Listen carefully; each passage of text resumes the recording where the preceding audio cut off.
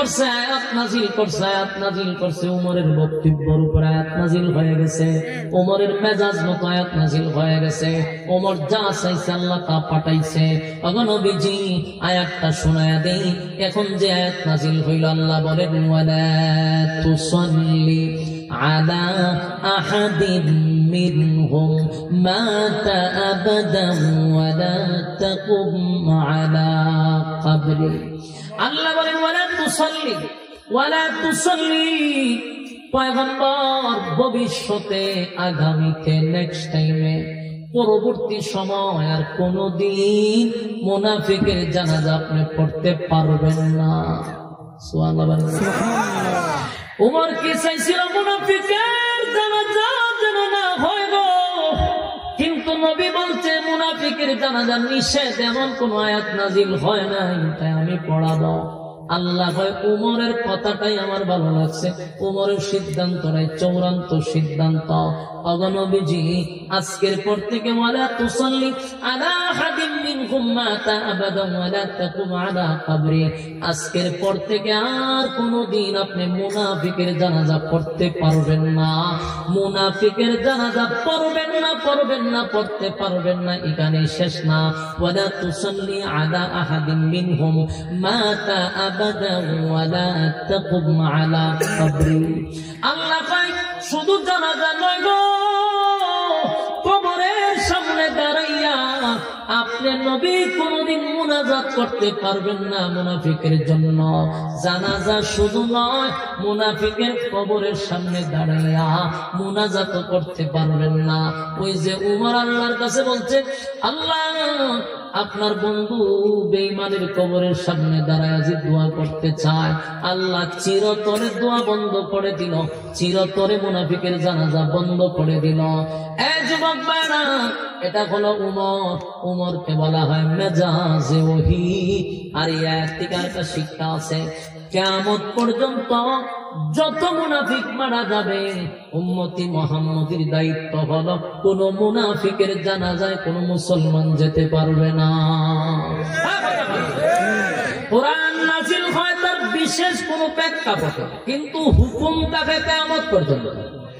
এই হুকুম আছে কিয়ামত পর্যন্ত থাকবে। নবীরে ওয়াজ করা মানে উম্মতি মুহাম্মদীরে ওয়াজ করা কিয়ামত পর্যন্ত।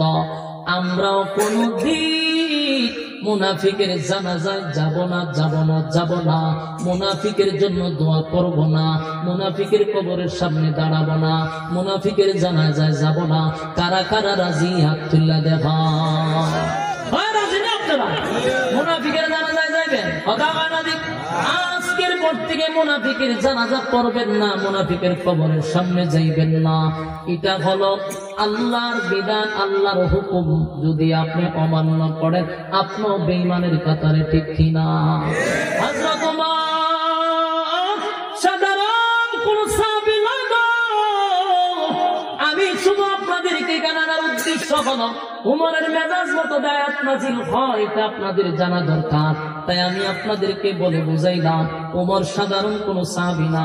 সেই উমরের বিরুদ্ধে হত্যা মামলা হয়েছে কার কাছে? নবীজির কাছে। কথা হয় না? উমরের বিরুদ্ধে হত্যা মামলা হইল, সেই উমরের বিরুদ্ধে হত্যা মামলা হয়েছে নবীর আদালতে। এবার বিচারক হলো আল্লাহর পয়গম্বর, অপরাধী হলো হযরত উমর। গোটা মদিনায় লারা পড়ে গেছে, উমর একটা নির্দোষ মানুষকে হত্যা করছে রে, উমর একটা নির্দোষ মানুষকে হত্যা করছে। তাই এবার কোর্টে যাওয়ার পরে, আদালতে যাওয়ার পরে পয়গম্বর বিচারক হযরত উমর আসামির কাঠগড়ায় দাঁড়ায় আছে। উমর আসামির কাঠগড়ায় দাঁড়ায় আছে। গোটা মদিনায় সবাই জানে রে, উমর একটা নির্দোষ মানুষকে হত্যা করছে। তাই তো আল্লাহর নবী তার বিচারের অবস্থা শুরু করে দিছে। বিচার হলো মৃত্যুদণ্ড। এই মুহূর্তে যখন কোর্টে নেওয়া হলো, উমর অপরাধীর কাঠগড়ায় দাঁড়িয়ে আছে, নবী বিচারকের জায়গায় বসা। এবার রায় দিবে, উমরকে মৃত্যুদণ্ড দেওয়া হবে। যেই মাত্র রায় দিবে, তখন ওই জিবরাইল নবীর কাছে এসে দাঁড়ায় গেছে। সুবহানাল্লাহ। জিবরাইল এসে বলে, হাবিব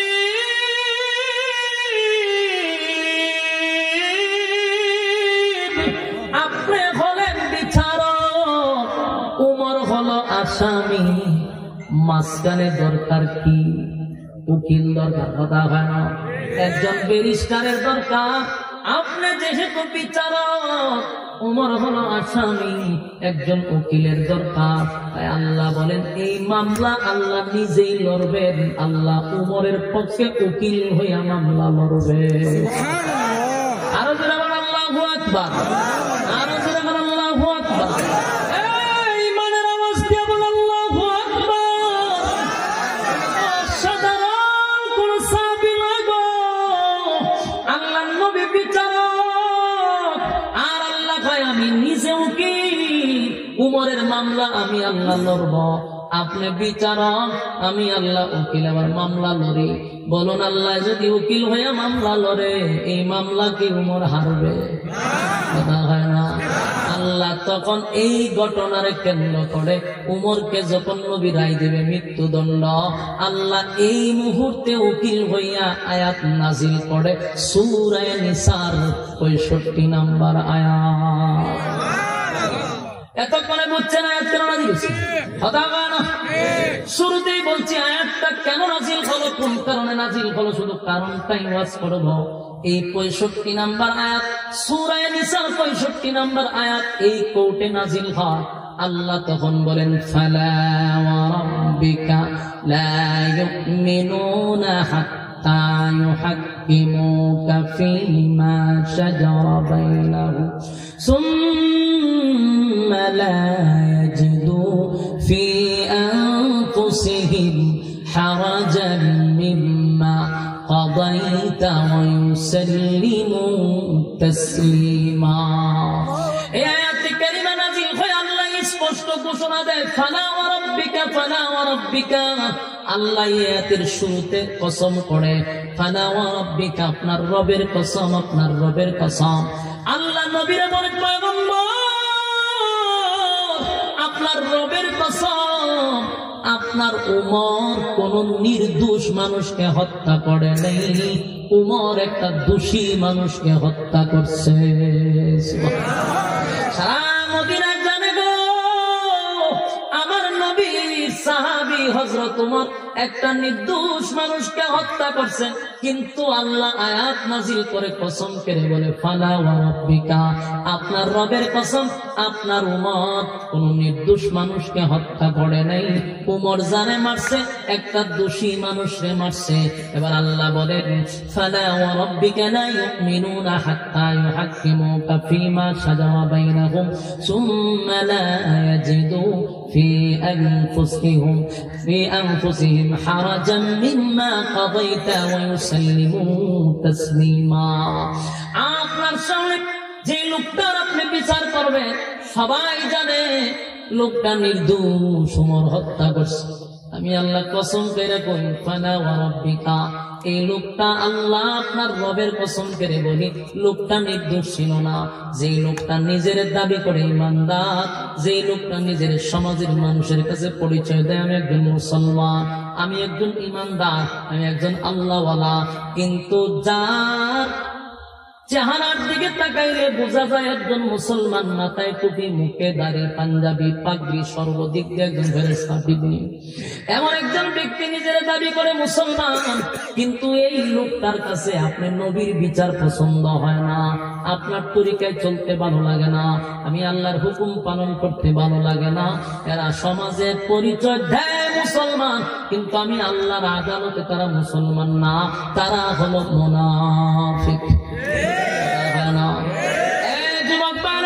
1400 বছর আগের ঘটনাকে কেন্দ্র করে বলে নাই, সমাজে এমন মুনাফিক যুগে যুগে আছে না নাই? দেখবেন টুপি আছে, দাড়ি আছে, পাগড়ি আছে, জামা আছে, সব আছে, কিন্তু আল্লাহর হুকুম ভালো লাগে না, নবীর তরিকায় চলতে ভালো লাগে না। আল্লাহর হুকুম হলো সুদ খাওয়া যাবে না, সে সুদ খায়, তার মানে আল্লাহর হুকুম ভালো লাগে না। আল্লাহর হুকুম হলো 5 ওয়াক্ত নামাজ পড়া, সে নামাজ পড়ে না, আল্লাহর হুকুম সে পালন করতে চায় না। এইভাবে শত শত হুকুম আছে, তার মানে তার ভালো লাগে না, নবীর তরিকায় চলতে ভালো লাগে না, সেটাও একটা মুনাফিক। কারণ তোর যেহেতু ভালো লাগে না, সমাজের মানুষের সামনে মুসলমান কেন দাবি করবি? মুসলমান দাবি করলে আল্লাহর হুকুম পালন কর, মুসলমান দাবি করলে নবীর তরিকায় মেনে চল। আল্লাহ বলেন, ফালা আমার রাব্বিকা, আপনার রবের কসম, যে লোকটা মানুষের সামনে বলছে একজন ইমানদার, সে আসলেই কোনো ইমানদার ছিল না, সে ছিল একটা ঠাট্টা শয়তান। মানুষের সামনে বলতো ইমানদার, মূলত সে কোনো মুসলমান ছিল না, সে ছিল একটা মুনাফিক। এমন মুনাফিক আমাদের সমাজে আছে না নাই? সমাজের এমন মুনাফিক আমাদের গ্রামে গঞ্জে শহরে বন্দরে সব জায়গায় আছে। নিজের দাবি করে মুসলমান, আল্লাহর হুকুম নাই, নবীর তরিকা নাই, এমন মানুষ আছে না? না। যতক্ষণ তোমরা দ্বীনি মজলিসে বসা থাকবা, ততক্ষণ উপর থেকে সাকিনা রহমত নাজিল হবে। তাই আমরা এই নিয়ামত থেকে যেন বঞ্চিত না হই। রাস্তাঘাটে গল্প বন্ধ করে আমরা প্যান্ডেলে চলে আসি। আচ্ছা বলুন, আগামী কাল পর্যন্ত যদি বেঁচে থাকি, যদি আমরা না মরি, তাহলে কিন্তু আমাদের আড্ডা মারার সময় আছে। আমরা গল্প করতে পারবো, সময় অপচয় করতে পারবো যদি বেঁচে থাকি। কিন্তু আগামী কালকে বেঁচে থাকলেও এই মাহফিলও কি আর বসতে পারবে? তাহলে যারা রাস্তাঘাটের দোকানপাটে অনর্থক সময় নষ্ট করতেছেন, তাদের কাছে প্রশ্ন হলো, বেঁচে থাকলেও মাহফিল পাবেন না, বেঁচে থাকলে গল্প করতে পারবেন। তাই এখানে গুরুত্ব দেওয়া দরকার। আমিও হবিগঞ্জ থেকে এসে আপনাদের এখানে আগামীকালকে বয়ান করবো না, কমিটিও আপনাদের জন্য প্যান্ডেল রাখবে না। তাই ওই মানুষটার ভাগ্য এবং কপাল ভালো যে এমন একটি বরকতি মজলিসে বসতে পারছে। এটা শুকরিয়া আদায় করার দরকার আছে না? নেই? এই অবস্থা কোন দিকে লড়াই না? সাউন্ড ঠিক আছে, কমাইবেন না, বাড়াইবেন না, ঠিক আছে, লড়াই না। তাহলে আমরা যারা রাস্তাঘাটে আসি, চলে আসি। আপনাদের উপস্থিতি দেখে আমি নিজে আশ্চর্য হয়েছি। পাঞ্চারাম করে আমি আরো বহুবার আসছি, এইরকম অবস্থা আমি কোনো জায়গায় আর দেখিনি। তারপরেও আপনারা যারা বসছেন না, যদি মোনাজাত পর্যন্ত আপনারা ধৈর্য নিয়ে বসতে পারেন, তাহলে ইনশাআল্লাহ আলোচনা চলবে। ধৈর্যের সাথে কথাগুলি শ্রবণ করতে হবে। আপনারা রাজি আছেন? মোনাজাত পর্যন্ত তাহার নিয়তে বসবেন। উপস্থিতি যেমনই হোক, কিন্তু আগ্রহ যেন বেশি হয়, ঠিক না? আল্লাহ যাদেরকে ভালোবাসে, আল্লাহ যাদেরকে মহব্বত করে, ঠিক ওই সমস্ত বান্দাদেরকে আল্লাহ দ্বীনের মধ্যে সে বসায় রাখে।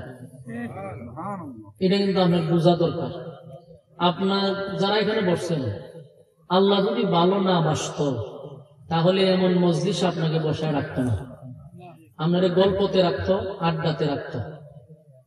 যেহেতু আল্লাহ ভালোবাসে, এই জন্য আপনার এখানে বসায় রাখছে। এই জন্য নিজে নিজে বসে শুকরিয়া আদায় করে। তুমি এখানে যে বসছেন, শয়তানে কিন্তু আমরা একটু গুতাইবে।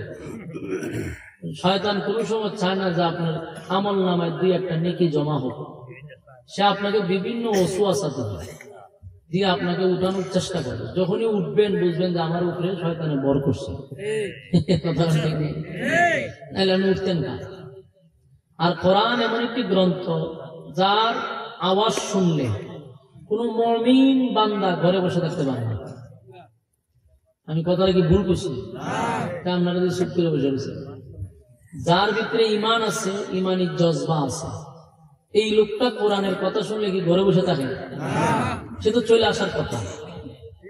যারা আসছেন, ইমানি জজবা আপনাদেরই আছে। আপনারা যারা সাপ ধরে কি করেন, সাপুড়ি, সাপুড়িয়া যখন কোন সাপ ধরে, তখন দেখবেন একটা বাঁশি বাজায়। বাঁশিটার নাম হলো বিন বাঁশি। এটা কতক্ষণ বাজাইলে পরে, তো এই বাঁশির সুর যখন সাপের কানে যায়, আর সাপ যখন বিষাক্ত হয়, কোন বিষাক্ত সাপ এই সুর শুনলে গর্তে থাকতে পারে না, গর্তের থেকে বাইরে আসে।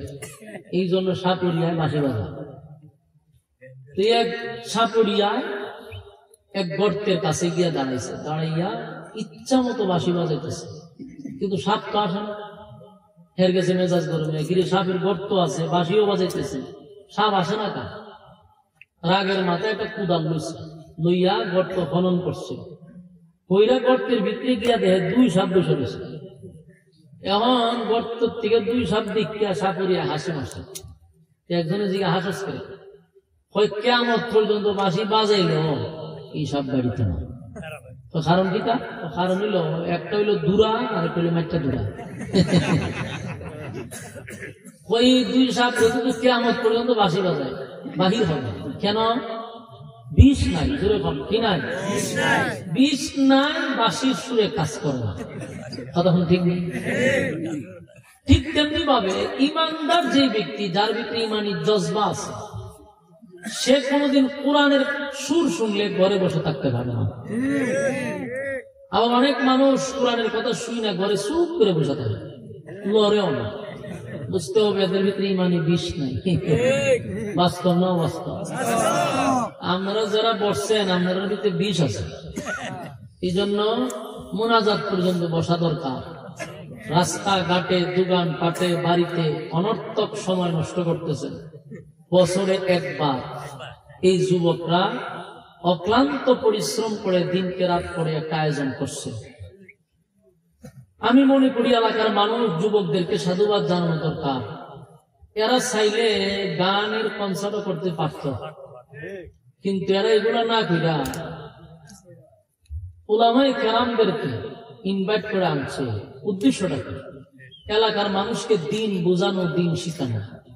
আমরার কারণে এরা আয়োজন করছে। আপনাদেরকে দিন শিখাইবার লেগে এরা এত টাকা খরচ করছে, প্যান্ডেল করছে, মাইক আনছে, পোস্টার করছে, বক্তা আনছে, খাওয়াইছে, সবকিছু করছে তো আপনার জন্য। আপনারা যদি ঠেঙ্গের উপরে ঠেং দিয়া বিড়ি টানেন আর ঘরে ঘুমান, তো কপাল তো পড়ছে আপনারা। আর কপাল পড়ছে ওই সমস্ত মহিলাদের, যারা স্বামী দাঁড়ে বইবে বিড়ি টানতে যার ঘুমাইতেছে। ওই মহিলাদেরও দরকার বলে হারা জীবনে ঘুমাইছে, বিড়িও টানছে। অন মাহফিল হইতেছে, দৌড় টুপি একটা দৌড় ঘর থেকে বাইরে দেওয়ার দরকার আছে মহিলা। ঠিক একটা পুরুষ যাতে গরম না থাকতে পারে। এখানে যতগুলা পুরুষ পড়ছে তাদের বউ আছে, আর বউগুলো দিনদার, কারণ জামাইরে বাড়ি যাওয়ার জন্য নেই। যাদের স্বামীরা ঘরে আছে, বউরা আন্দোলন করে করতে বাইরে দেন, মানে হারাটা জীবনে ঘুমা অনেক একটু বাজুই না। আলহামদুলিল্লাহ 2-1 জন বউ ভাড়াইছে, মোটামুটি 4-5 জন ঢুকছে। বউ বালা, বৌড়ি বালা। ওই উজুরে জন কইছে আন্দোলন শুরু করে দেয়। আল্লাহ আমাদের মা বোনদেরকে হায়াত দান করে। এখন আপনারা মুনাজাত পর্যন্ত কারা কারা ওয়াজ শুনবেন, আপনি জানছেন পিসের চাচা সাতদরের ভিত্তি কিন্তু 8টা ঢুকাইতে রাখছেন, 5%। এত উদ্দেশ্য আপনার লক্ষণ বালা না। মুরব্বী ফিসের চায় দেখে কেনা খায় হাত তুলন, আমি এতে সব দেখি। ওয়াদা করেন বলে আমরা মুনাজাত পর্যন্ত আসি। কিছুটি আতলামায় হইতেছে আমরা আছি। হাত উঠান, একটু সময় হাতে দুটন নেই। ফোন বলে আমরা মুনাজাত পর্যন্ত থাকবো ইনশাআল্লাহ। পাক্কা নিয়ত ইনশাআল্লাহ। ওই যে আরো 2-1 জন ফাটাইছে, মাশাআল্লাহ ওয়াজে কাজ হইছে। আরো আইবে, আরো আইবে। বউরা খালি কর্মসূচি শুরু করছে, একটু ঘরে দেখবেন হ্যান্ডেল করে গেছে। আল্লাহ তৌফিক দান করুন। সম্মানিত সুধী, আমি আপনাদের সামনে সূরা নিসা 65 নম্বর আয়াত তেলাওয়াত করছি। এই আয়াতটাকে সামনে রেখে, এই আয়াতের ভিতর থেকে আমি আপনাদের সামনে উপস্থাপন করার চেষ্টা করব। আল্লাহ তৌফিক দান করুন। এবং যতক্ষণ কথা হবে এটা যেন কোরআন থেকে হয়। কোথা থেকে? আপনারা কি গভীর রাত পর্যন্ত আরামের ঘুম হারাম ফিরাইছেন ইচ্ছা শুনবার লেগে, গান শুনবার লেগে, নাচানাচি দেখবার লেগে? তাহলে ঘুম হারাম করছেন কোরআনের কিছু কথা শোনার জন্য। আপনারাও মনোযোগ দিয়ে শুনবেন, আমিও কোরআন থেকে কথা বলার চেষ্টা করবো ইনশাআল্লাহ। প্রথম আসুন আমরা যে তেলাওয়াতটা করছি, যে আয়াত সূরা নিসার 65 নম্বর আয়াত, এই আয়াতটা কেন নাজিল হলো, নাজিলের কারণটা কি, কোন প্রেক্ষাপটে, কোন ঘটনাকে কেন্দ্র করে, কিসের উপরে ভিত্তি করে আল্লাহ সূরাটা নাজিল করলেন, 65 নম্বর আয়াতটা কেন নাজিল করলেন, এই বিষয়টা আমাদের জানা দরকার। তাহলে সামনের আলোচনা বুঝা আমাদের জন্য সহজ হবে, ঠিক না? আমি শুধু আজকে আলোচনা করবো এই আয়াতটা কেন নাজিল হলো, এই নাজিলের কারণটাই বলবো। এটি আমার আজকের ওয়াজ ইনশাআল্লাহ। আসলে এই সূরা 65 নম্বর আয়াতটা একটা ঘটনার কেন্দ্র করে একটা সমস্যার সমাধান দেওয়ার জন্য আল্লাহ আয়াত নাজিল করছেন। কারণ ঘটনাটা কি ঘটছিল, কি সমস্যার সমাধান করছিল, এই বিষয়টাই আমরা আলোচনা করব। তবে মনোযোগ সহকারে শুনতে হবে, রাজি আছেন? ওয়াজের পরে যেন আমি নিজে বুঝেন যে না, একটা বিষয়ের উপরে আমি ওয়াজ শুনতে পারছি, শেষ পর্যন্ত একটা ফিনিশিং পাইছি, এই বুঝটা যেন ভিতরে আসে, এর পরে যেন বাড়িতে যান। ওয়াজ আমি শুরু করলাম, আমি স্টেজ থেকে শেষ করলাম গিয়ে কক্সবাজার গেল, শ্রুত হইতে গেল, কোনটা গেল, কোনো আগার মতন গেছে, কি ওয়াজ শুনে লাভ আছে? এইটা হয় কেন? আপনাদের মনোযোগেরও কিছু দোষ আছে। আপনারা বইয়ে বইয়ে বুট খান, বাদাম খান আর ওয়াজ শুনেন, এটি মনোযোগ না, মনোযোগ দিয়ে শুনতে হবে। রাজি আছেন ইনশাআল্লাহ? আসুন, এই আয়াত নাযিল হইছে মদিনায়। দুইজন ব্যক্তি প্রথম লাগছে ঝগড়া। এর মধ্যে একজন হলো নামে মুসলমান, আর একজন হলো ডাইরেক্ট ইয়াহুদি।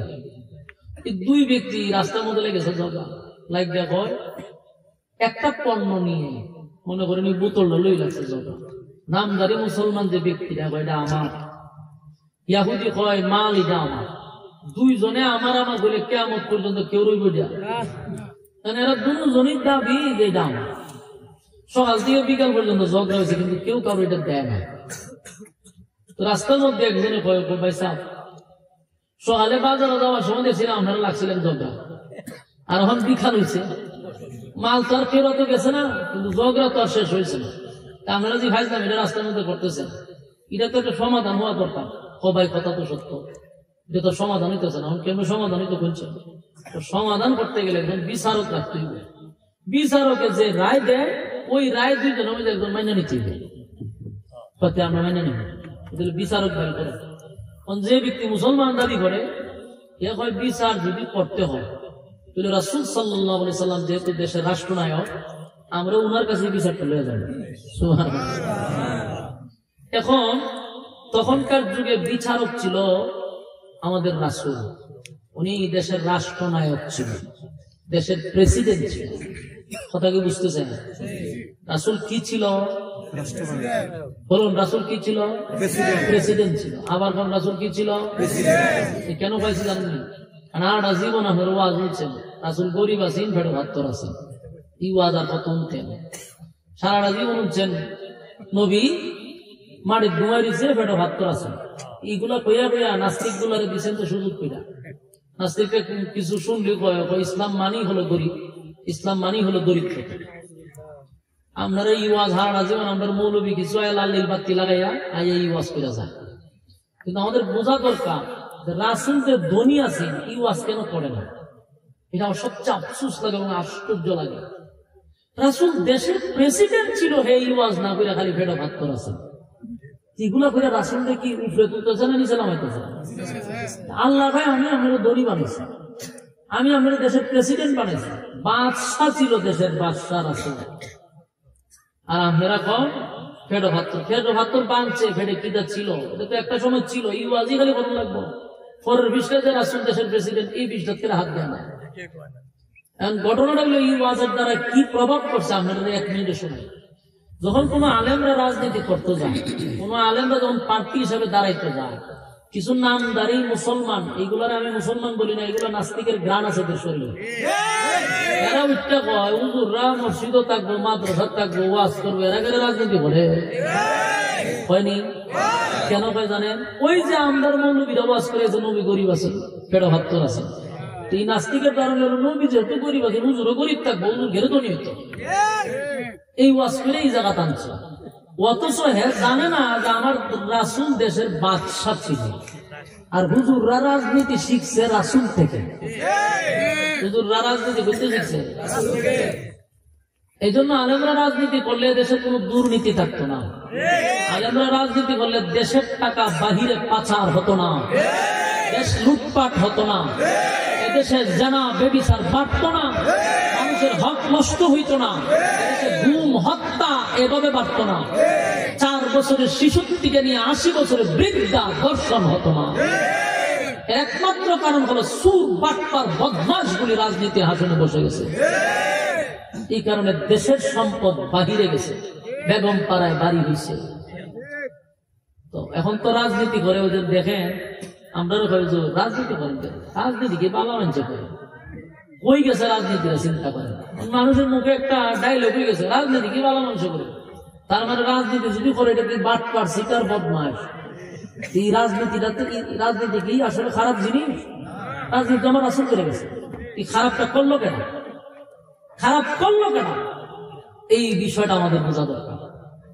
রাজনীতি করা ইসলামের স্বার্থে, দ্বীনের স্বার্থে রাজনীতি করা আমাদের দরকার। এবং রাজনীতির মঞ্চটা ছিল পবিত্র, এই অপবিত্র করছে কিছু সুৎকুর, ঘুষখোর, বেনামাজি, বদমাশগুলি, লম্পটগুলি রাজনীতির মঞ্চটাকে একবারে কলঙ্কিত করছে। যার জন্য এখন রাজনীতিকে ভালো মানছে করে। তো মূল কথা আমাদের বোঝা দরকার, জানা দরকার যে রাসূল কি ছিল, দেশের বাদশা ছিল। এটা আজকের থেকে ব্রেইনে সেট আপ করবেন, এই কথা ব্রেইনে ঢুকাই দিবেন। আমার রাসূল দেশের বাদশা ছিল, সর্বোচ্চ জায়গায় ছিল। এটা আমার রাসূলের ইজ্জত আর সম্মান। এই জন্য আল্লাহ বলেন আপনি দুনিয়ার বাদশা, পরকালের বাদশা। এমনি বুঝে আল্লাহ, আল্লাহ কি করছে, দুনো জাহানের বাদশা বানাইছে আপনারা। যেমন দুনিয়ার বাদশা, পরকালের বাদশা। আর এরা নবীরে নিয়ে নিয়েছিলাম, আবার এরা হইলে আশিকের আছে। আজকের থেকে এই ওয়াজ ভুলে যাবে। গরিব ছিল, আল্লাহ নিজে সূরা দুহার মধ্যে বলছে যে আপনাকে আমি গরিব অবস্থায় পেয়েছি, আমি আপনাকে আবার ধনী বানাইছি। তার মানে রাসূল গরিব ছিল, এটা কিছু সময়ের জন্য, আমি আপনাকে তো আবার ধনী বানাইছি, দেশের রাষ্ট্রনায়ক বানাইছি। এটা এক থাকবো ইনশাআল্লাহ, ইনশাআল্লাহ। তো এই দুই ব্যক্তি গেছে রাসূলের কাছে বিচার নিয়ে, আর রাসূল তখন প্রেসিডেন্ট। বিচার নিয়ে গে, হুজুর এই দুই মাল একটা জিনিস, কিন্তু দুইজনের দাবি, হে কইতে হে, আমি কই আমার। হুজুর একটা বিচার করে দিন, মাল না আসলো কার, তারা দিয়ে দেন। তখন রাসূলের বিচার, এটাকে 16 বছরের বিচার, তদন্ত সারা বিচার, রাসূলের বিচার, রাসূলের সুষ্ঠু তদন্তের মাধ্যমে বিচার করতেছে। কারণ এর আগে আমরাও বিচার দেখছি, দুনিয়ার মানুষের বিচার তদন্ত ছাড়া নির্দোষ মানুষকে দোষী বানানো হয়েছে, দোষী মানুষকে নির্দোষ বানানো হয়েছে। এই রাজনীতি আমরা দেখছি, দলের লোক হইলে বলে 7 খুন করলো, তার কোনো বিচার নাই। আর একটা নির্দোষ মানুষকে বছরের পর বছর সাইড দেওয়ালে বন্দী করে রাখছে, তদন্ত ছাড়া। দর্শন করছে একজনে, পত্রিকায় দিছে আরেকজনে। আল্লাহ রাসূল বলেন আমি ইনসাফের বিচার করছি। এই দুই ব্যক্তিরে দাঁড় করায় রাসূল এটার সুষ্ঠু তদন্ত করছে, গোয়েন্দা দিয়া এক ভালো করে তদন্ত করে দেখে মালটা আসলেই ইয়াহুদি ব্যক্তির, এটা মুসলমান ব্যক্তির না। মালটা খা ইয়াহুদি, কিন্তু দাবি করে মুসলমান না। আল্লাহ রাসূল বলল, শোনো, আমি সুষ্ঠু তদন্তের মাধ্যমে জানতে পারলাম মালটা তোমার না, মালটা ইয়াহুদির। তাই রাসূল ইয়াহুদির মাল দিয়া দিছে, বিচারের রায় ইয়াহুদির পক্ষে। তো শেষ না, দুই ব্যক্তি গেছে রাস্তা দিয়া, নামদারি মুসলমান ব্যক্তিরা ইয়াহুদিরা তাফাতে চলে গেছে। কই যাস? ও মা, আমি তো বাড়ির যাবো। মাল ভাইছে, আমি বিচার করে দিলে তোমার নবী, তখন তো আমার উপরে বিচারের রায় আছে, আমি বাড়ির যাবো না, তো কই যাবো? হয় না, এই বিচার আমি মানি না। আপনারা এলাকার নাউজুবিল্লাহ আছেন, রাসূল বিচার করে দিচ্ছে, এ হয় মানি না। কিন্তু সে নিজের কি দাবি করে? মুসলমান। জোরে নিজের কি দাবি করে? কথাটা ইয়াদ রাখবেন। ওয়াজের বয়ান যদি আপনি স্মরণ রাখেন, তাহলে আপনি বুঝতে পারবেন কোন অ্যাঙ্গেলে বয়ান করতেছি, কোন দিকে যাইতেছি। বোঝার মতো আপনার একটু মাথা লাগবে। এখানে একটা কথা ইয়াদ রাখবেন, সে নিজের কি দাবি করে? মুসলমান। এ কি কয়? নবীর বিচার দাবি করছে মুসলমান, কিন্তু নবীর বিচার পছন্দ ছিল। ইহুদি ব্যক্তি হয়, বেটা তুই নিজের দাবি করিস মুসলমান, তোর নবীর কাছে তুই গেলে আমার লই বিচার করে দিল, তোর নবী রায় দিল আমারে, তুই মাইজ রাস্তা যায় বিচার তোর পছন্দ হয়েছে না, আমার তো সন্দেহ লাগে তুই মুসলমান নেই। কথা ঠিক নেই। ইহুদি বুঝতেছে যে 2 নাম্বার, তুই একটা 2 নাম্বার লোক, হয় 2 নাম্বারের 1 নাম্বার বুঝি না, বিচার আমার পছন্দ হয়েছে না, এই বিচার আমি স্থানী বিচারের জন্য আরেকজনের কাছে যাবো, তাহলে জেলা ওই খদুনা আর দিন ঝগড়া করে তো ঘুরে আবার একই কথা অনিয়া হুদি কয় বেড়া সারা দিন ঝগড়া করলাম, শেষে বিচারের শরণাপন্ন হইলাম, বিচারের রায় হইলাম, আমি ওর বাড়িতে যেতাম, দিন শেষে তুই খসিটা স্থানীয় বিচারের লেগে আরেক জায়গায় যাইবে, তুই তো 2 নম্বর লোক হয় না, তাহলে আমি মানি না। ইয়াহুদি ব্যক্তি দুর্বল টাইপের ছিল, এই চিন্তা করছে এর সাথে ঝগড়া করে তেমন পারতাম না, এখন তুই বিচারক কার কাছে যাইবি, তোর কোন বিচারক পছন্দ, আমি ওই বিচারকের কাছে যাবো। হয় আমার একজন বিচারক খুব পছন্দ, উনি হলেন হযরত উমর, বালা বিচারক দেখছে, ঠিক না? ইয়াহুদি ব্যক্তি হয়, আমি যদিও মুসলমান না, আমি একজন ইয়াহুদি, কিন্তু আমার ইয়াকিন আর বিশ্বাস হল মুসলমানের বিচারটা সঠিক। কথা বলেন না দিন, কার কথা? ইয়াহুদির কথা। আমি যদিও ইয়াহুদি, কিন্তু আমার দিলে সাক্ষী দেয় মুসলমানের বিচারটা সঠিক। এখন তোর যার কাছে মনে হয় আমার এখানে লইয়া যায়, ইয়াহুদির ধারণা হলো মাল যেহেতু আমার, বিচার যদি সঠিক হয় তাহলে আমি ভাবো হয়তো লক যাই। এখন 2 ব্যক্তি গেছে হযরত উমরের কাছে, খলিফাতুল মুসলিমিন উমরের কাছে গিয়ে, হুজুর আমরা একটা বিচার নিলাম। আচ্ছা কি বিচার? কই দেখেন এই মালটা এটা আমার, এ কই দেখে, এ কয় আমার, আমি কই হ্যাঁ, এই দরবার শেষ হইতেছে না। ইয়াহুদি ব্যক্তি হুজুর কারণ বিচার করবেন পরে, আগে শুনেন ঘটনা। এই বিচার যে আমার কাছে লই আইছি, এই বিচার আগে গেছে আপনার নবীর কাছে, আপনার নবী বিচার কইরা বিচারের রায় আমাদের দিছে, আপনারা মুসলমান ব্যক্তিটা কয় হের বলে বিচার পছন্দ হয়েছে, তাই বিচারক হিসাবে আপনারা পছন্দ করছে। এটা স্বামী বিচার, কিন্তু উমর হয় ঘটনা কি জায়গা বলে হয়, নামদারি মুসলমান ব্যক্তিরা জিগাইল উমরে, কিরে ঘটনা কি সত্য? সত্য। তোর কি রাসূলের বিচার পছন্দ হয়েছে না? না, আমারও পছন্দ হয়েছে। জি, আমি বিচার করে দিলে তোর পছন্দ হইব? হইব। উমরের মেজাজটা গেছে গরম হয়ে, শরীরের রক্ত গেছে গরম হয়ে, চেহারার রং গেছে পরিবর্তন হইয়া। উমর কয় রাসূল বিচার করে দিল, এর পছন্দ হয়েছে। আচ্ছা, দুজনই কেন দাঁড়া, আমি আইতেছি। দুজনকে দাঁড় করাইয়া উমর ঘরের ভিতরে গেছে, গিয়ে একটা তরবারি নিছে, লইয়া দুজনের সামনে হারিয়া কয়, তুই কি মুসলমান? বলা হয়, আমার নবী বিচার করছে, তোর পছন্দ হয়েছে না, তুই আইছো স্বামী বিচারের লেগে আমি উমরের কাছে, আমি উমর বিচার করলে তোর পছন্দ হইব। আমার বিচারের রায় কি জানোস না? আমার বিচারের রায় লই তোর বাড়িতে একটা দিনও তোর কল্যাণ রাইলাম কইয়াও উমর আর 2 বার কইছে না, একটা সেদ মারছে, কল্যাণের 10 হাত দুনিয়া হয়েছে। আপনারা এলাকা সুবহানাল্লাহ আছে, কোন সময় ঘন কেউ মারা গেলে আমার তো জানতেই মরিয়া তো কেউ সুবহানাল্লাহ করতে পারে। আমি উমরের বিচার না তো সুবহানাল্লাহ না, এটা আমি কোন সময় বিচার হইলে সুবহানাল্লাহ লাগবে? কথা বলি না, উমরের বিচারটা করছে দেখছেন, একটা কুক দিছে, কল্যাণের 10 হাত দুনিয়া হয়েছে। উমরে কয়টা, আমি উমরের বিচার, রাসূলের বিচার তোর পছন্দ হয়েছে না, আমার কাছে এসে বিচার লইয়া, আমার বিচারটা সুন্দর হয়েছে, খুব দিয়া বলা হয়েছে। তো ফালাই দিছে তো শেষ, হুদি পরতর করে খাপতে খাপতে প্রস্তাব করে দিয়েছে, সায়াদে একবার বিজাই গেছে সব। জিগা তুই বিজাইছে, খুব ভয়ে বিজাইছে, ও কোনো ভয় না, তোর মাল রে তুই বাড়ির যা।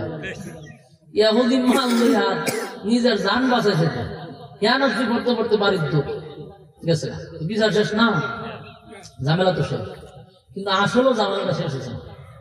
এই দরবার আরো বড় হয়েছে, যারে মারছে উমর, যারে হত্যা করছে, এর আবার আত্মীয় স্বজন আছে, এই আত্মীয় স্বজন এসে তার বাইরে বলা হলে দিচ্ছে, ওনের হাতে গেছে শিক্ষা, আমার বাইরে অপরাধ কিতা, অপরাধ দিল উমরের কাছে বিচার দিয়েছে, ওইটা কি কোনো অপরাধ? এরা আবার গেছে রাসূলের কাছে, গিয়ে হুজুর আগে একটা বিষয় জানতাম, কি জানবেন? হয় যদি ইসলামের মধ্যে কি কোথাও এরকম নিয়ম আসেনি যে বিচার পছন্দ না হইলে অন্য জায়গায় বিচার নিয়ে যেতে পারবে না? রাসূল বলেন এরকম কোনো নিয়ম নেই, তোমার বিচার পছন্দ হয়েছে না, তুমি আরেক জায়গায় যাও, আরেক জায়গায় চলে যাও, তোমার ব্যাপার। ইসলামে তো কঠোর না। আমার ভাই অপরাধটা কিতা করছে, কি করছে? আমার ভাই বিচার রয়েছে আপনার কাছে, আপনি বিচার করে দিচ্ছেন, আমার ভাই পছন্দ হয়েছে না, স্বামী বিচার লেগে উমরের কাছে গেছে, কি অপরাধ? কোনো অপরাধ না। বলছিল আমার বাইরে হত্যা করলো কেন? কে হত্যা করছে? উমরে। ও সব মানুষ করেছে। এখন আপনি যদি কইলে অপরাধ না, তাহলে আমার বাইরের নির্দোষ বাইটারে হত্যা করছে উমর, মামলা করলাম উমরের বিরুদ্ধে হত্যা মামলা। একসেনি দরবার মা আমরা কোনো সাবন না, বাংলাদেশের হত্যা মামলা। আমি এক দল করে দিকে আমি হত্যা মামলা হলে কি দিচ্ছে বিকেলে বেরিয়ে পড়ো, এটা কি বিচার পাইছে? রাসূলের পার্লামেন্টে হত্যা মামলা হয়ে গেছে উমরের বিরুদ্ধে, এখানে দল বাছাই করা হয় না। উমরের নামে যখন হত্যা মামলা করছে, রাসূল নিজে আশ্চর্য হইয়া শরীরের পশম দিয়া ঘাম বাহির হয়ে গেছে, কারণ রাসূলের কাছে হত্যা মামলা দিছে। আর তখন ইসলামিক আইন অনুযায়ী হত্যার বদলা হত্যা। বলুন হত্যার বদলা কি? আরো জোরে হত্যার বদলা হত্যা। উমর হত্যা করছে, এখন উমরের হত্যা করতে হবে, এটা হলো বিচার। এখন তো মহামুসিবত, গোটা মদিনায় লারা ফিরে গেছে। উমর কি সাধারণ কোন সাহাবী? কথা দিবেন না, উমর তো সাধারণ সাহাবী না। সারাটা মিডিয়া মদিনায় ফসাই গেছে, সারা দেশ তুলফাত। উমর নির্দোষ মানুষকে হত্যা করছে, তাই উমরের ব্যাপারে হত্যা মামলা হয়েছে। এখন নির্ঘাত উমরকে মৃত্যুদণ্ড দেওয়া হবে। আসেনি দরবার, এখন চতুর্দিক দিয়ে প্রসার হইতেছে। মানুষ যেখানে যায় মানুষ আশ্চর্য হয়ে যায়, উমরের মতো ব্যক্তি নির্দোষ মানুষকে হত্যা করছে। পুরা এলাকা তুলফারে গেছে। কিন্তু উমর তো সাধারণ ব্যক্তি না। বলুন উমর কি সাধারণ ব্যক্তি? সবাই বলা বলি করতেছে উমর নির্দোষ মানুষকে হত্যা করছে, কিন্তু উমর যে সাধারণ ব্যক্তি না, এটা আল্লাহ রাসূল ভালো করে জানে। কিন্তু জানলে কি হবে? মামলা করছে, এখন তদন্ত নিয়ে দেখে কোনো অপরাধ ছিল না ওই ব্যক্তি, যে ব্যক্তিরে মারছে। তদন্ত দেখতেছে যে কোনো অপরাধ নাই, তাহলে উমর নির্দোষ মানুষকে হত্যা করছে, তখন তো উমরে হত্যা করতেই হবে। রাসূল সিদ্ধান্ত নিয়েছে উমরে হত্যা করবেই, মানে মৃত্যুদণ্ড দিবে। কিন্তু রাসূল চিন্তিত কেন? মানে নিজের দলের লোক দিকা এই জন্য চিন্তিত না। নবীর পশম দিয়া গাম বাহির হয়েছে, উমরে হত্যা করবে, উমরে মৃত্যুদণ্ড দিবে, এই জন্য না। রাসূল চিন্তিত যে উমর খান্ডা করল। উমর তো এমনি এমনি কালেমা পড়ে নাই। রাসূলের কথা হলো উমরে আমি আল্লাহর কাছে ছায়া আনছিলাম। উমর আল্লাহর কাছে কি করছে? ছায়া না বুঝি কাম করছে। এই চিন্তায় রাসূল আশ্চর্য হয়েছে, কারণ উমর নিজে নিজে কালেমা পড়ে নাই। আল্লাহ রাসূল একবার দোয়া করছে, দোয়া করে আল্লাহ দুইটা লোককে আমার দিয়া দেয়। দুইটা লোকের মধ্যে একটা হইল হযরত উমর আর একটা হইল আবু জাহিল। এই দুইজনের লেগে রাসূল দরখাস্ত করছে। আল্লাহ দোয়া কবুল করছে উমরের বেলায়। সুবহানাল্লাহ। আল্লাহ বলেন ইসলামের জন্য যদি আপনার উপকার হয় দুইটা ব্যক্তির জন্য একটা ব্যক্তি, তাহলে আমার পছন্দের ব্যক্তি আপনাকে দিয়া দিলাম, এটা হলো উমর। আল্লাহর নবীর ভিতরে ব্যথা লাগছে যে উমরকে আমি আল্লাহর কাছ থেকে চায়া আনলাম, আল্লাহর কাছ থেকে দোয়া করে আনছি, সেই উমর আজকে একটা নির্দোষ মানুষকে হত্যা করলো, আর বিচারের রায় এখন আমারই দিতে হবে, তার মৃত্যুদণ্ড। সেই চিন্তা আশ্চর্য হয়ে গেলেন। আর উমর ইসলাম গ্রহণ করার পরে ইসলামের অনেক ফায়দা হয়েছে। কথা হয় না? কত ফায়দা হয়েছে জানেন? আগে মানুষ নামাজ পড়তো লুকিয়ে লুকিয়ে লুকিয়ে লুকিয়ে নামাজ পড়তো। প্রকাশ্যে নামাজ পড়া যেত না। বেঈমানের বাচ্চাগুলি নামাজের মধ্যে সাহাবীদের উপর আক্রমণ করত, নামাজের মধ্যে নির্যাতন করত।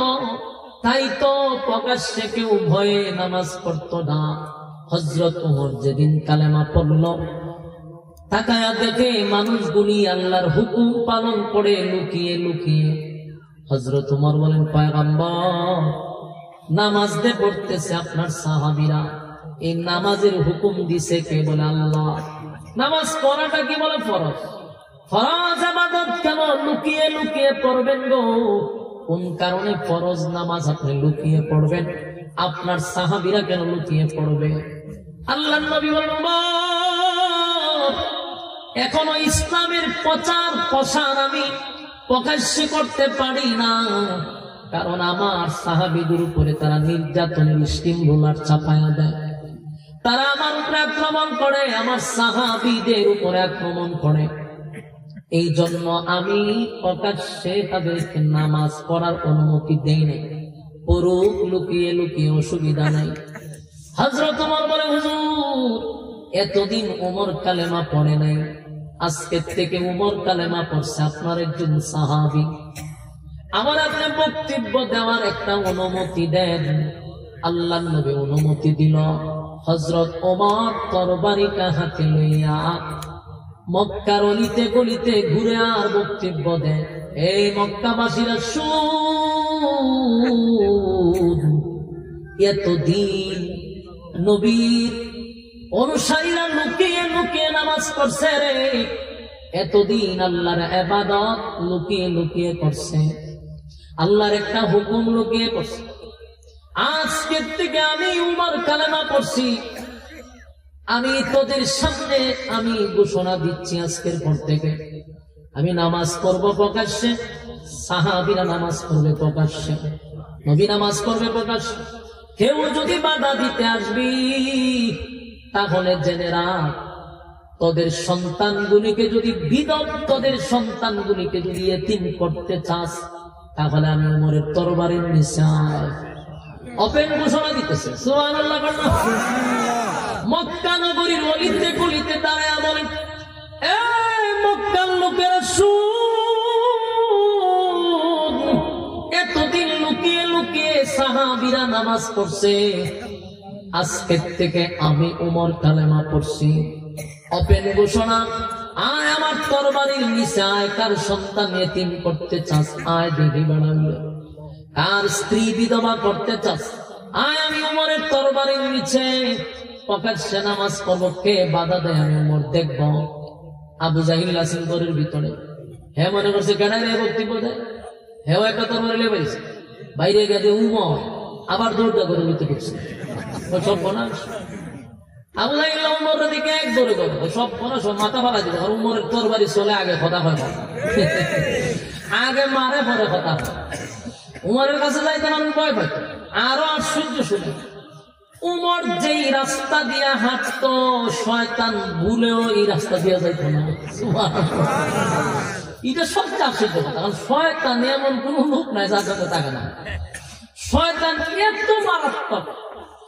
কিন্তু উমর যদি রাস্তা দিয়ে সব বনাস, এই রাস্তা দিয়ে তার ডিম বাচ্চা যা আছে একত্রে না করে দেয়, ভুল হয়ে গেছে। যদি উমরের চোখ বইরা জায়গা, শয়তান তো দেখা যায় না, যদি উমরে দেখে কথা বলবো কম আগে মারবো।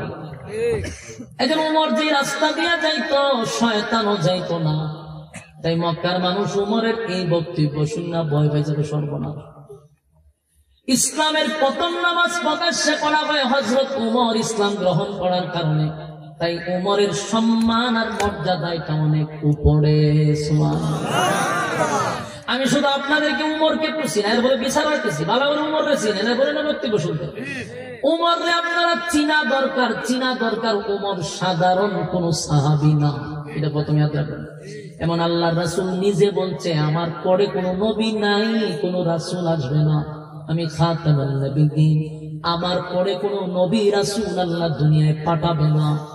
যদি পাঠাইত তাহলে উমরকে আল্লাহ নবী বানায়া দিত। তাহলে উমর কেমন একজন ব্যক্তি?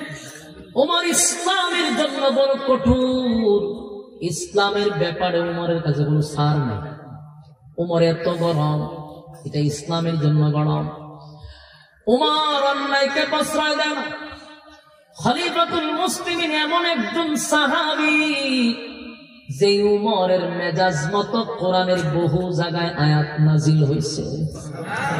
উমর আরো কত সাংঘাতিক চিন্তা করে, উমরে যদি কোথাও বাড়ি মারছে তো ভূমিকম্প বন্ধ গেছে, সুবহানাল্লাহ, বাড়ি দিয়ে বলবে এটা কিতাব হচ্ছে না, ভূমিকম্প বুঝিনি, এটা কি কোনো মানুষের হাতে নিয়ন্ত্রণ হয়? আল্লাহর পক্ষ থেকে। কিন্তু উমরে বাড়ি মারছে, বাড়ির মধ্যে রাগ করে মারছে একবারই জোরে। এই যে বাড়ি মাসিম মদিনার নামাজ পড়তে গিয়ে আজ পর্যন্ত মদিনায় ভূমিকম্প হয় না, এর নাম উমর। কখন আপনারা গেছি গা মদিনায়, আমি কয়েকজন সাহেবকে জিজ্ঞেছি যে এই পর্যন্ত ভূমিকম্প হয়েছে না, উমরের আমল থেকে যে বন্ধ হয়েছে আজও বন্ধ, কিয়ামত পর্যন্ত, কিয়ামতের আগ মুহূর্তে ভূমিকম্প হবে, আর আগে না। ওই তার চাইলে যখন যাইবা আক্রমণ করতো তখন আল্লাহ ভূমিকম্প দিবে। কিন্তু এর আগ পর্যন্ত উমরের বাড়ি ভূমিকম্প বন্ধ। সুবহানাল্লাহ। উমর হইল সেই সাহাবী। যুবক ভাইরা আমার, আমর ইবনুল আস একজন সাহাবী। ওনার এক জায়গার দায়িত্ব দেওয়া হয়েছে, দায়িত্ব দিয়েছে যে এই জায়গাটা শাসন করবেন আপনি। ওখানকার একজন এমপি ধরতে পারেন, মন্ত্রী ধরতে পারেন, গভর্নর আগে ওখানকার দেশ চালাতে। ওখানকার মানুষ ছিল কৃষক, তারা কৃষি করে খেতে। কৃষি করতে গেলে কিসের দরকার? পানি দরকার। পানি ছাড়া আমি কৃষি করবো কেন? আর তখন তো এরকম না যে আমরা টিউবওয়েল দিয়ে মেশিন দিয়ে পানি তুলে না, এই সময় যুগ আছে এই যুগ না। বৃষ্টির উপরে নির্ভর করতো, নাহলে পাশের কোন নদীর উপরে নির্ভর করতো। তখন একটা নদী ছিল পাশে, এই নীল নদের পানি। এই পানি দিয়া কৃষকরা কৃষি করতো। এই নদী গেছে শুকাই, ওইখানকার মানুষ হাহাকার করতো যে কিরে আমরা পানি পাবো, পানি তো নেই, নদীর পানি। আমর ইবনুল আস এদের কথা শুনতে শুনতে বিরক্ত হয়ে এক পর্যন্ত চিঠি লেখছে হযরত উমরের কাছে যে হযরত, আপনি যে আমার দায়িত্ব দিচ্ছেন এমন এক দেশ, এই দেশের মানুষ কৃষির উপরে নির্ভর করে, কিন্তু বৃষ্টিও নাই, আর নদী একটা শুকাইতে শুকাইতে মাঝখানে ভাড়া মারছে। উনি এই নদীর পানি না থাকলে আর কৃষি করবো না, আপনি একটা ব্যবস্থা করেন, কোন একটা ব্যবস্থা করেন। হযরত উমর আসেও নাই, কোন লোকও ভাড়ায় না, শুধু একটা কাগজ লিখে দিছে, রে নীল নদিয়া, তোরা আল্লাহ বানাইছে মানুষের গোলামি করবার লাগবে, তুই ফানি দিবি মানুষের গোলামি করবি, তুই ফানি দাস না। তুই যদি উল্টা পাল্টা করাস, আমি লোক দিয়া তোর পুরা নদী ভরাট করলাম, তোর নদী বলতে এখানে আর কিছু থাকবে না, তোর এত রূপ পেয়ে দিলাম। সিডি লেখছে কাগজ, এই সিডি যখন গেছে আরেক দেশ, মানুষ পাগল তৈছে, আমাদের গভর্নরও পাগল, আর এক দেশের বাসা হিডও পাগল, পাগল পাগলের মেলা। আচ্ছা পৌঁছা নদীর ফানি নাই, অন্য ব্যবস্থা করবো, নাহলে খনন করবো, নাহলে কোনো দিক দিয়ে ফানি আনাইবো। ও কাগজ দিছে নদীরে, ওইটা তো হাইজলামি নামটা সাথে চিৎকারি মস্কারি ছাড়া আর কিছু। দেশের মধ্যে আরো চিল্লা চিল্লি শুরু করছে। আমর ইবনুল আস কয়ে চিল্লা চিল্লি পরে আগে কাগজটা লইয়া যায়, যেহেতু সিডি দিছে নদীর, আমি নদীরে সিডিটা দিয়ে তো মানছে আরো শুরু করছে আসা আর কি। আমাদের দেশের গভর্নর বানালে আমাদের আরো বড় ভাগ, ওগুলো ভাগলের খেলা মেলা, আপনার সাথে টিটকারি করতে চাই। তো উনি কারো কথা না শুনে সিডিটা লইয়া গেছে নদীর মাঝখানে। ভাই আমি কিচ্ছু কইতাম না, কাগজটা যেহেতু উমরে দিছে, তো উমরই বুঝবো না, কাগজটা নদীর উপরে ফালাইয়া উনি খালি সামনে আগানো শুরু করছে। আমর ইবনুল আস কয়, আমি সিডিটা দিয়ে সামনে আগাইতেছি, কতক্ষণ পরে দৌড় শুরু করছি, আর আমি দিয়ে আমার নিজেটা ভানিয়ে দৌড়াই। সুবহানাল্লাহ, আমি আল্লাহু আকবার, আমি দৌড়ি সামনে দিয়া, ভানি দৌড় আমার পিছে দিয়ে। এই যে নদী বলল, ওখানকার লোককে জিজ্ঞাসা করেন নীল নদী আশেপাশে যারা আছে, এবং বর্তমান বিজ্ঞান বলে যে ওই পানি আজ থেকে 1500 বছর আগে, 1400 বছর আগে যেই পানি ছিল, এখনো সেই পানি 1 ইঞ্চি পানি কোনো দিক দিয়ে বাড়ছে না, কোনো দিক দিয়ে কমছে না। এর নাম হইল হযরত উমর। সুবহানাল্লাহ। খলিফাতুল মুসলিমিন উমর সাধারণ কোন সাহাবী নয়, যার কথা আল্লাহ নিজে শুনতেন। সুবহানাল্লাহ। উমর বড় মারাত্মক একজন সাহাবী, খলিফাতুল মুসলিমিন হযরত উমর। নদীর ইশারা করলে পানি দেয়, বাড়ি দিলে ভূমিকম্প বন্ধ হয়। খলিফাতুল মুসলিমিন উমর সাধারণ কোন ব্যক্তি না, সবচেয়ে বড় আশ্চর্য হলো 21 জায়গায় কোরআনের আয়াত নাজিল হয়েছে উমরের মেজাজ মতো। উমরের মেজাজ মতো আয়াত নাজিল হয়েছে, এটা আশ্চর্য কেন? কারণ ওহী নাজিল হয় রাসূলের উপরে, কথা বলেন। আল্লাহ যা বুঝেন তা নাজিল করেন, আল্লাহ যেটা ভালো মনে করেন এটাই পাঠান, এটা আল্লাহর রাসূলের কেনা। এখানে উমরের কথা কেন? এটি সবচেয়ে বড় আশ্চর্য যে উমর চাইছে এটা হইতো, আল্লাহ এটা হইছে। এই জন্য উমরের মেজাজ অনুযায়ী প্রায় 21 জায়গায় কোরআনের আয়াত নাজিল হয়েছে। সাধারণ কথা, আর কোন সাহাবীর মেজাজ মতো আয়াত নাজিল হয়েছে? হযরত উমর চাইছে তো আল্লাহ পাঠাইছে। সুবহানাল্লাহ। মক্কায় এক লোক মারা গেছে, যে মারা গেছে এটা ছিল শয়তান, শয়তানের পুরা খারাপ জিলকি আছে, মরে গেছে তো সারা দেশের মানুষ কইছে আল্লাহ একটা শয়তান মারছে। তার ছেলে রাসূল বলে, হুজুর আব্বা মারা গেছে। রাসূল বলে, আমি কি করতাম? না, আমার একটা শখ হইলো আপনি জানাজাটা পড়াই দিলে, আব্বা তো শয়তানের খারাপ জিলকি আছে, কিন্তু জানাজাটা আপনি পড়াই দিলে ওই তো আল্লাহ একটু মাফ টাফ করতে পারে। আমি তো আপনার সাহাবী, আমার কথাটা হুজুর রাখেন, আমি আমার দিলে সাক্ষী দেয়, আমরা জানাজা করলে আমার কথা মাফ করে দেবো। রাসূলের তো ভাই দয়া মায়া বেশি। রাসূল কাছে যা, তুই যেহেতু বললি আমি দোয়া করি, আমি জানাজা পড়লে আল্লাহ মাফ করে দিব, তাই আল্লাহ যদি মাফ করে আমি জানাজা পড়লে অসুবিধা কি? রাসূলের তো চাই আমার উম্মতকে মাফ করে দেবো। রাসূল কাছে আমি জানাজা পড়াবো, এই খালে হচ্ছে পড়াবো, উঠে দৌড়াস ফিরে দৌড়াস করে কাজ আছে। এই লোকে গিয়া সারা রাত দেশ বাস্ত করে দিচ্ছে, আব্বার জানাজা রাসূল করে যায় দিছিনি ভাবলে সেদিন কইরা সবাই শোনাই দিছে, যে হুনে মাথা বাদ দিয়া করে এরকম একটা শয়তানের জানাজা রাসূল করাই করবো। এর হারা জীবন খালি মানুষের দুশ্মনী করছে, মানুষের বিপদে ফেলেছে, খালি গিরিঙ্গি বাজাইছে। এরকম গিরিঙ্গি বাজ আসেনি আমরা সমাজে, এখানে টেকান লাগে, এখানে টেকান লাগে। এরা হলো মুনাফিক। এরা আপনার কাছে খুব ভালো, আপনার কথা শুনে আর লাগাইবো, ওই কথা নিয়ে আপনার দ্বারা দিব, খালি কথা আদান ফাদান করতে একটা গর্ব লাগাবে। তুই লোকটা এইরকম ছিল, সাহাবীদের মধ্যে দ্বন্দ্ব লাগাইতো এবং অনেক সাহাবী তার জন্য শাহাদাত বরণ করছে। শয়তানটা সবাই জানে, কিন্তু সারা মদিনায় যখন শুনছে যে এই লোকের জানাজা নবী পড়াবে, সাহাবীরা আশ্চর্য হয়ে গেছে। আবার যে লোক মারা গেছে এর ছাত্র আছে 1000, এর ছাত্র কত হাজার? সবটি খারাপ শয়তান, সবটি কি শয়তানের খারাজি। হে যেমন শয়তান আছে, এর ছাত্র 1000, এটিও শয়তান। এরা কয় কিরে আমরা নেতার জানাজা মোহাম্মদে পড়াইবো, এটা তো দেখা দরকার, সারাটা জীবন তারা জানাইলাম, তা বলে আমরা জানাজা পড়াইবো, তাই দেখতেই জানাজা। শয়তান এখন জানাজা পড়তে গেছে না দেখতে গেছে? এরা গেছে দেখতো, 1000 গেছে দেখতো। আর মদিনার যারা উঠছে তার জানাজা রাসূল পড়াবে, রাসূল কাছে নবী যেহেতু জানাজার মাঠে যাবে, আমরা যাওয়া দরকার, এটা নবীর শান অনুযায়ী এরা গেছে। খবর গেছে উমরের কাছে, উমরে উনে যে জানাজা নবী পড়াবে, উমরে গেছে মেজাজ করে, উমরে দৌড়ের উপরে গেছে জানাজার মাঠে। উমরে দাঁড়ানো হলো জানাজা রাতটাই তুইব, হের জানাজা নবী দিতে পারবে না। আল্লাহর হাবিব জানাজার মাঠে গেছে, উমর দৌড়াইয়া জানাজার মাঠে গেছে নবীরে নিষেধ করবো, কিন্তু কাছে গিয়া উমরের মাথা আসছে যে উনি তো আল্লাহর ভয় করবো, আমি তো ওনারে নিষেধ করতে পারি না, আদেশ করতে পারি না। আমি উমর পয়গম্বরের নিষেধ করার সাহস নাই, আদেশ করার সাহস নাই। সুবহানাল্লাহ।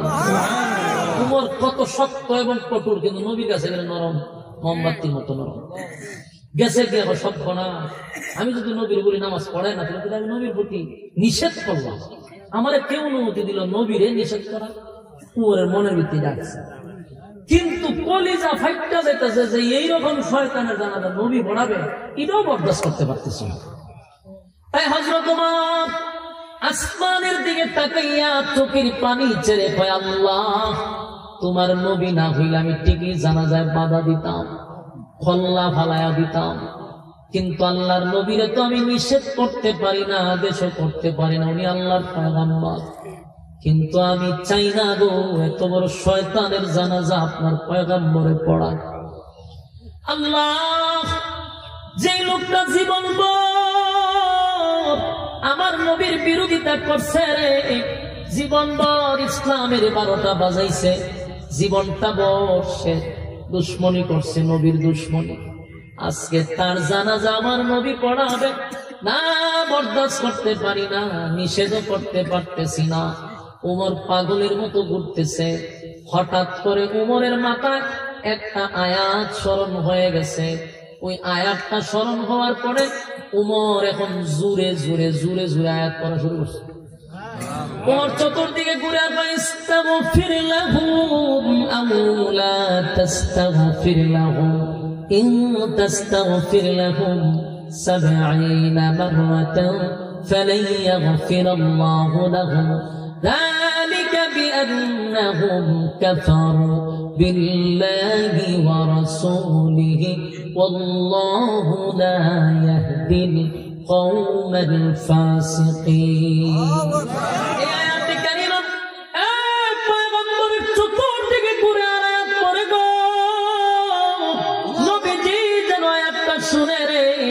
এই জন্য নবীর চতুর্দিকে ঘুরে আর জুড়ে জুড়ে জুড়ে জুড়ে হযরত উমর আয়াতটা পড়তে যেন ইস্তাগফির লাহুম আও লা তাস্তাগফির লাহুম, এই আয়াত যখন পড়তেছিল বারবার বারবার আল্লাহর নবী বুঝতে পারছে উমর আমারে কি বুঝাইতে চায়।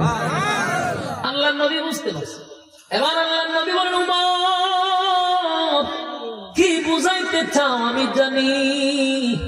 এই আয়াতের কোথাও তো আমার আল্লাহ জানাজার নামাজের কথা নিষেধ করে নেন। এই আয়াত আল্লাহ বলছে মুনাফিকের জন্য যদি আমি নবী 70 বার দোয়া করি আমার আল্লাহ দোয়া কবুল করবে না। কি বুঝলেন? আল্লাহ নবীর দোয়া অথবা বদদোয়া ডাইরেক্ট কবুল, কোন ফর্দা থাকে না। কিন্তু আল্লাহ নিজে আয়াত নাযিল করে রাখে আপনার নবী যদি 70 বার দোয়া করেন মুনাফিকের লেগে আমি দোয়া কবুল করতাম না। নাউজুবিল্লাহ। মুনাফিক কত খারাপ, মুনাফিক কত নিকৃষ্ট। আপনার দোয়া 70 বার করলাম মুনাফিকের লেগে দরখাস্ত করলে আমি আপনার এই দোয়া কবুল করবো না। তার মানে মুনাফিক সবচেয়ে ঘৃণিত, সবচেয়ে নিকৃষ্ট। আর মুনাফিক কোন বিধর্মী না, মুনাফিক হয় মুসলমানের মধ্যে যারা নামে মুসলমান কিন্তু ইসলামের ক্ষতি হয় তার দ্বারা, দিনের ক্ষতি হয়, মানুষের ক্ষতি হয়। যারা এখানকার কথা ওখানে লাগায়, যারা দ্বন্দ্ব লাগায়, সমাজের মধ্যে ফাটল সৃষ্টি করে, যারা মানুষের সামনে ভালো দেখায় কিন্তু পিছন দিকটা শয়তানের খারাজিলকি, এরা হলো মুনাফিক। আর এরা হবে জাহান্নামের সবচেয়ে নিকৃষ্ট জায়গা। হযরত ওমর যখন আয়াত পড়ে নবী বুঝতে পারছে আয়াতের অর্থ ওমর কি বুঝাইতে চায়। কয় ওমর রে, জানাজার নামাজ পড়াবো না এমন কথা আয়াতে নাই, কিন্তু আয়াতে আছে আমি 70 বার দোয়া করলেও মুনাফিকের দোয়া কবুল হবে না। উমরের কাছে মেজাজ আরো গরম। কই নবী জানে 70 বার দোয়া করলো কবুল হতে, কেরে জানাজা পড়তাছে? কথা ঠিক নেই, এ যত খারাপ। এর ব্যাপারে 70 বার দোয়া করলো জানা দোয়া কবুলিও না, এখানে জানাজা পড়াবে কি করবা? কিন্তু নবী জানাজা পড়াইবে, উমর পারে না, জোর করে আয়াত নাযিল হইলো। কান্না শুরু করছে। আল্লাহর হাবিব জানাজা পড়াবে, হাজার হাজার মানুষ জানাজার মাঠে উপস্থিত, 1000 শয়তান উপস্থিত। ওই যে আছে মুনাফিক, এরা কিন্তু জানাজা পড়ার জন্য আসে নাই, জানাজা দেখার জন্য আসছে। এখন নবীজি জানাজা পড়াইবে, উমর চতুর্দিকে আয়াতি করতেছে। এবার আল্লাহর পয়গম্বর জানাজা পড়ার আগে নবীজি যখন জানাজা পড়াবে, ঠিক জানাজার নামাজের জায়গায় যাওয়ার আগে নবীর মুখের তু তু বাহির করে মুনাফিকের মুখে লাগাইছে। সুবহানাল্লাহ। এই দৃশ্য দেখে সাহাবায়ে-কেরাম অবাক হয়ে গেছে। সর্বনাশ, নবীর তুতুর কত দাম, এরকম একটা মুনাফিকের মুখে তুতু লাগাইছে। উমরের শরীর আমাদের আরো জ্বলতেছে। আল্লাহর হাবিব কি করলো রে? নবীজির এত দামি তুতু মুবারক বেঈমানের মুখে লাগাইছে। আশ্চর্য হয়ে গেল। কিছুক্ষণ পরে নবী আরো আশ্চর্য করে দিছে। নবীর শরীরের একটা জুব্বা ছিল, জুব্বাটা খুলছে, কইলা এই বেঈমান রে পড়ায়া দিছে, কাপন স্বরূপ পড়ায়া দিছে। এই দৃশ্য দেখা সাহাবায়ে-কেরামরা মাটিতে পইরা খায়, মাটিতে পড়ে গইরাইয়া গইরাইয়া এক পর্যায়ে কান্না শুরু করছে। কেন কান্না শুরু করলো? নবীর জুব্বা তো সাধারণ না, এটা বড় দামি। সাহাবীরা বলে, এ নবীর সাহাবী হইয়া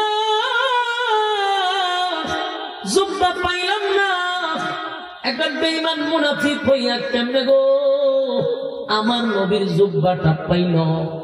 আমরা নবীর সাহাবী হইয়া জুব্বা পাইলাম না, মুনাফিক হইয়া নবীর জুব্বা পাইল। কান্নার রোল পড়ে গেছে গোটা জানাজার মাঠে। নবী কামড়া করলো কি, এত দামি জুব্বা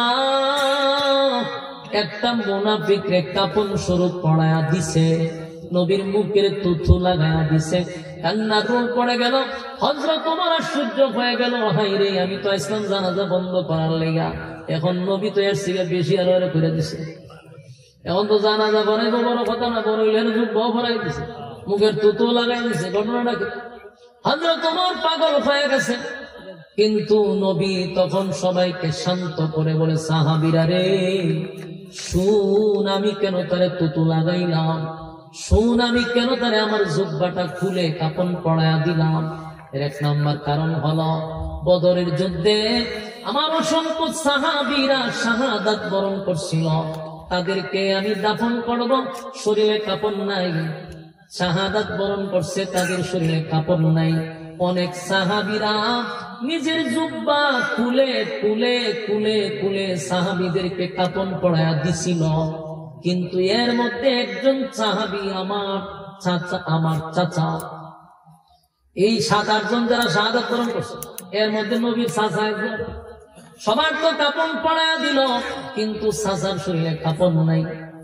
যার তার শরীরের কাপড় নবীর চাচার শরীরে লাগেও না। কেন লাগে না? উনি একটু মোটা, একটু স্বাস্থ্যবান, একটু লম্বা। যার তার জুব্বা তো নবীর চাচার শরীরে লাগে না রে। তখন নবী আশ্চর্য হয়ে গেল, কি করা যায়? পাশেই ছিল ওই যে মুনাফিক যারা মারা গেছে, জীবিত ছিল তখন। মুনাফিকরা দেখবেন সব সময় কিন্তু পাশে থাকে, এরা সব সময় ভালো সুরত নিয়ে বসে থাকে। দেখলে বোঝা দেখা যায় জান্নাত তেলে নিয়েছে, কিন্তু এ কিন্তু শয়তানের খারাপ জিনিস। কথা ঠিক নেই। মক্কায় গিয়ে নাম পালাইছে হাসি, দেশ হয়ে আগের চেয়ে বড় ফাঁসি, কিন্তু এটা বোঝা যায় না। বোঝা যায় আল্লামা কি একটা বেশ ধরে, হ্যাঁ ওইরকম বেশ দিলে নবীর সাথে দাঁড়াই থাকতো, নবীর মতো ফাঁকি লাগাইতো, জুব্বা লাগাই একটা বাপ সব দিলে খালি থাকতো, কিন্তু এ শয়তান। আল্লাহ নবী তাকায়া দেখে সব সাহাবীদের কাপন পরানো শেষ, কিন্তু আমার চাচার কাপন নাই রে।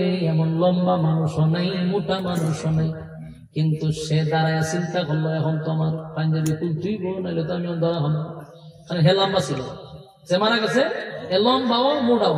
সে বারে বারে পাঞ্জাবির পয়সা আর লাশের পয়সা যে না, এই আমার পাঞ্জাবি তোমার লাগবে। ওই বাধ্য হইয়া বিপদ বইটা সরমে পাঞ্জাবিটা খুলছে, খুললে নবীর চাচারিটা পরাই দিচ্ছে। আল্লাহ নবী বলেন, সেদিন আমার চাচারে সে নিজের জুব্বা খুলে কাপন পড়াইয়া দিছিল, আমি তার কাছে ঋণী ছিলাম। আজকে আমি নবীর জুব্বাটা খুলে তারে পড়াইয়া দিয়া আমি নবীর ঋণ থেকে মুক্ত হইলাম। জোরে কোন সুবহান। আমি ঋণ থেকে মুক্ত হয়েছি। এই ঘটনাগুলি, দৃশ্যগুলি, ওই যে 1000 মুনাফিক আসছিল জানাজা দেখার জন্য, তারা দূরে তাকাইয়া দৃশ্যগুলা দেখছিল। একটা পর্যায়ে 1000 মুনাফিক বলা বলি করতে লাগলো, দেখছো নি যার বিরোধিতা জীবনটা বহর আমার নেতায় করলো, যার বিরোধিতা আমরা করলাম, ইসলামের 12টা বাজাইলাম, আর আজকে আমার নেতা মারা গেল, আমার নেতারে জুব্বা পড়ায়া দেয় রে, আমার নেতারে তুতু লাগায়া দেয়। মুহাম্মদের দুশ্মনের প্রতি যদি এত মায়া হয়, মুহাম্মদের বন্ধুর জন্য কত মায়া। 1000 মুনাফিক কয় আমরা কোনদিন মুহাম্মদের বিরোধিতা করব না। এই লোকের মতো ভালো মানুষ আল্লাহর জমিনে কেউ নেই। 1000 মুনাফিক জানাজার মাঠ থেকে দৌড়াইয়া নবীর কাছে গিয়া দাঁড়ায়, নবী গো, অন্যায় করছি, অপরাধ করছি। যেই লোকটা মারা গেছে গো নবী, হে ছিল আমাদের নেতা, সে ছিল আমাদের লিডার, তার নেতৃত্বে ইসলামের 12টা আমরা বাজাইছি। আজকে আপনার আখলাক আর চরিত্র দেখা পাগল হয়ে গেছি। এমন আখলাক আর চরিত্রের লোক আমার জিন্দেগিতে দেখি নাই। আপনি যদি দুশ্মনের প্রতি এত মায়া হয়, আমরা আপনার বন্ধু হতে চাই। জোরে কোন সুবহান। 1000 মুনাফিক বলে, হুজুর কালেমা পড়া দেন, আর আপনার দুশ্মন হতে চাই না গো, আপনার বন্ধু হতে চাই, বন্ধু হতে চাই। 1000 কালেমা পইরা ঈমান আনছে। জোরে কোন সুবহান। বলুন মরছে কয়টা? একজন। কথা কয় না? মরছে একজন। কালেমা পড়ছে কয়জন? 1000 কালেমা পড়ছে, মরছে একজন। কালেমা পড়ছে 1000। ইসলামের লাভ না লস? এই দৃশ্য দেখে সাহাবায়ে কেরামরা খুশি, কিন্তু উমরের মন এখনো খুশি হয় নাই। উমরের সিদ্ধান্ত হলো, তার ছাত্ররা যদি কয় হ্যাঁ মুনাফিক, এর কারণে ইসলামের ক্ষতি হয়েছে, এত কিছু জানার পরেও নবী কেন তার জানাজাটাই পড়াবে? কিন্তু জানাজা আটকাইতে পারল না। আল্লাহর পয়গম্বর সাহাবায়ে কেরামদেরকে লইয়া জানাজা শুরু করে দিছে। জানাজা কমপ্লিট হয়ে গেছে। জানাজা তো আর আটকানো সম্ভব হলো না। কিন্তু উমর পারাক্রান্ত মন নিয়া একা একা একটা জায়গায় বৈশা রয়েছে, মনটা বড় খারাপ। সবাই জানাজা শেষ, যার যার চলে গেছে। নবীজি এবার লাশের পিছনে পিছনে হাঁটতে হাঁটতে কবরের দিকে যায়। হযরত ওমর দৃশ্যটা দেখা বসার থেকে দাঁড়ায় গেছে।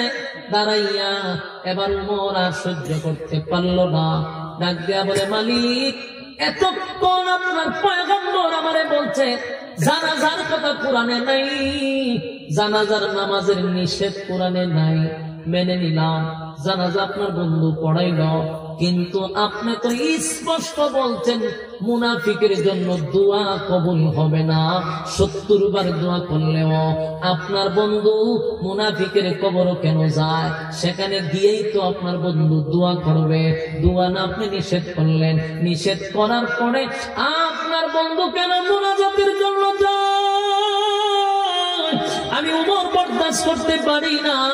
হে মালিক, আপনি না বললেন ইস্তাগফির লাহুম আও লা তাস্তাগফির লাহুম, ইন তাস্তাগফির লাহুম 70 মাররাতান ফালান ইয়াগফিরাল্লাহু লাহুম, যালিকা বিআন্নাহুম কাফারু বিল্লাহি ওয়া রাসূলিহি ওয়াল্লাহু লা ইয়াহদিল কওমাল ফাসিকিন। যারা আপনার সঙ্গে দুশমনি করছে, আপনার নবীর সঙ্গে দুশমনি করছে, তাদের জন্য দোয়া করলে 70 বার করলেও কাম হবে না। এই কথা বলার পর আপনার নবী কেন কবরে গেল? কবরে যাওয়ার মানে হলো কাফন দাফন শেষ হলে পরে আপনার নবী দোয়া করবে। আমি উমর এটা তো বরদাস্ত করতে পারি না। এতক্ষণ না হয় জানাজা নিষেধ কোরআনের কোন আয়াতে নাই, কিন্তু মুনাফিকের দোয়া তো নিষেধ আছে।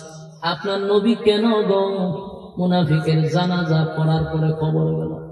কবরে কেন গেছে? দোয়া হলো না, দোয়া না নিষেধ করছে। হযরত ওমর আসমানের দিকে তাকায় বলেন, মালিক আমি নিষেধ করতে পারবো না, আল্লাহর পয়গম্বরকে নিষেধ করা যায় না, আদেশ করা যায় না, তাই আমিও নবীর কাছে যাইতে পারলাম না। আল্লাহ আমি সহ্য করতে পারি না। নবীজি যখন মুনাফিকরে কবর দিল, মাটি দিল, সব কমপ্লিট, এবার আল্লাহর নবী দোয়া করবে, 2টা হাত উত্তোলন করবে। নবী যেই মাত্র হাত তুলবে, ঠিক ওই সময় নবীর সামনে জিবরাইল হাজির। জিবরাইল নবীর সামনে হাজির। আল্লাহর নবীর সামনে জিবরাইল কয়, পয়গম্বর হাত লামান, দোয়া করবেন পরে, আগে শুনেন আমার আল্লাহ কি বলছে। হাত লামান তো নবী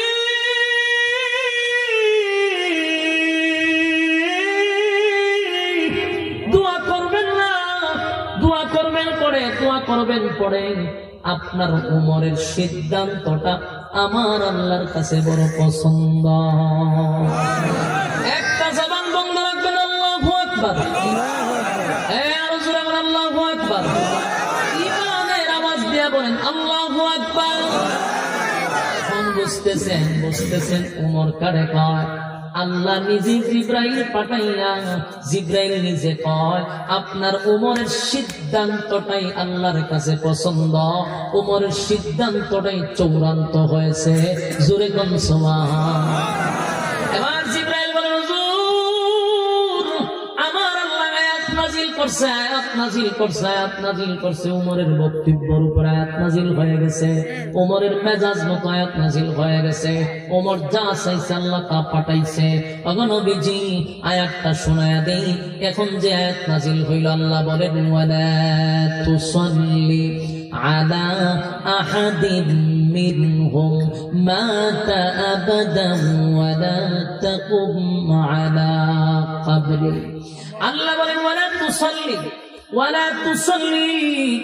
পয়গম্বর ভবিষ্যতে, আগামীতে, নেক্সট টাইমে, পরবর্তী সময় আর কোনদিন মুনাফিকের জানাজা আপনি পড়তে পারবেন না। সুবহানাল্লাহ। উমর কি চাইছিল মুনাফিকের জানাজা যেন না হয় গো, কিন্তু নবী বলছে মুনাফিকের জানাজা নিষেধ, এমন কোন আয়াত নাজিল হয় নাই, তাই আমি পড়াবো। আল্লাহ কয় উমরের কথাটাই আমার ভালো লাগছে, উমরের সিদ্ধান্তটাই চূড়ান্ত সিদ্ধান্ত। ওগো নবীজি আজকের পর থেকে ওয়ালা তুসাল্লি আলা আহাদিন মিনকুম মাতা আবাদান ওয়ালা তাকুম আলা কবরি। আজকের পর থেকে আর কোনদিন আপনি মুনাফিকের জানাজা পড়তে পারবেন না, মুনাফিকের জানাজা পড়বেন না, পড়বেন না, পড়তে পারবেন না। এখানে শেষ না, ওয়ালা তুসাল্লি আলা আহাদিন মিনহুম মাতা আবাদান ওয়ালা তাকুম আলা কবরি। আল্লাহ কয় শুধু জানাজা নয় গো, কবরের সামনে নবী কোনদিন মুনাজাত করতে পারবেন না মুনাফিকের জন্য। জানাজা শুধু নয়, মুনাফিকের কবরের সামনে দাঁড়াইয়া মুনাজাত করতে পারবেন না। ওই যে উমর আল্লাহর কাছে বলছে, আল্লাহ আপনার বন্ধু বেঈমানের কবরের সামনে দাঁড়ায় যে দোয়া করতে চায়, আল্লাহ চিরতরে দোয়া বন্ধ করে দিল, চিরতরে মুনাফিকের জানাজা বন্ধ করে দিল। এই যুবক ভাইরা, এটা হলো উমর। উমরকে বলা হয় মেজাজে ওহী। আর এই আয়াত থেকে একটা শিক্ষা আছে, কিয়ামত পর্যন্ত যত মুনাফিক মারা যাবে, উম্মতি মুহাম্মদের দায়িত্ব হলো কোন মুনাফিকের জানাজায় কোন মুসলমান যেতে পারবে না। কোরআন নাযিল হয় তার বিশেষ কোন প্রেক্ষাপটে, কিন্তু হুকুম থাকে কিয়ামত পর্যন্ত। এই হুকুম আছে কিয়ামত পর্যন্ত তাকে নবীরে ওয়াজ করা, মানে উম্মতি মুহাম্মদীরে ওয়াজ করা কিয়ামত পর্যন্ত। আমরাও কোনদিন মুনাফিকের জানাজায় যাব না, যাব না, যাব না। মুনাফিকের জন্য দোয়া করব না, মুনাফিকের কবরের সামনে দাঁড়াবো না, মুনাফিকের জানাজায় যাব না। কারা কারা রাজি হাত তুলে দেখা? রাজি না আপনারা? মুনাফিকের জানাজায় যাইবেন? আজকের পর থেকে মুনাফিকের জানাজা পড়বেন না, মুনাফিকের কবরের সামনে যাইবেন না। এটা হলো আল্লাহর বিধান, আল্লাহর হুকুম। যদি আপনি অমান্য করেন, আপনিও বেঈমানের কাতারে, ঠিক কিনা? হযরত ওমর সাধারণ কোন সাহাবী নয়। আমি শুধু আপনাদেরকে জানানোর উদ্দেশ্য হলো উমরের মেজাজ মতো আয়াত নাযিল হয়, এটা আপনাদের জানা দরকার। তাই আমি আপনাদেরকে বলে বুঝাইলাম, উমর সাধারণ কোন সাহাবী না। সেই উমরের বিরুদ্ধে হত্যা মামলা হয়েছে কার কাছে? নবীজির কাছে। ইয়াদ আছে আপনারা? কথা হয় না? উমরের বিরুদ্ধে হত্যা মামলা হইল, সেই উমরের বিরুদ্ধে হত্যা মামলা হয়েছে নবীর আদালতে। এবার বিচারক হলো আল্লাহর পয়গম্বর, অপরাধী হলো হযরত উমর। গোটা মদিনায় লারা পড়ে গেছে, উমর একটা নির্দোষ মানুষকে হত্যা করছে রে, উমর একটা নির্দোষ মানুষকে হত্যা করছে। তাই আবার কোর্টে যাওয়ার পরে, আদালতে যাওয়ার পরে পয়গম্বর বিচারক হযরত উমর আসামির কাঠগড়ায় দাঁড়ায় আছে। উমর আসামির কাঠগড়ায় দাঁড়ায় আছে। গোটা মদিনায় সবাই জানে রে, উমর একটা নির্দোষ মানুষকে হত্যা করছে, হত্যা করছে, হত্যা করছে। তাই তো আল্লাহর নবী তার বিচারের অবস্থা শুরু করে দিছে। বিচার হলো মৃত্যুদণ্ড। এই মুহূর্তে যখন কোর্টে নেওয়া হলো, উমর অপরাধীর কাঠগড়ায় দাঁড়িয়ে আছে, নবী বিচারকের জায়গায় বসা। এবার রায় দিবে, উমরকে মৃত্যুদণ্ড দেওয়া হবে। যেই মাত্র রায় দিবে, তখন ওই জিবরাইল নবীর কাছে এসে দাঁড়ায় আছে। সুবহানাল্লাহ। জিবরাইল এসে বলে, হাবিব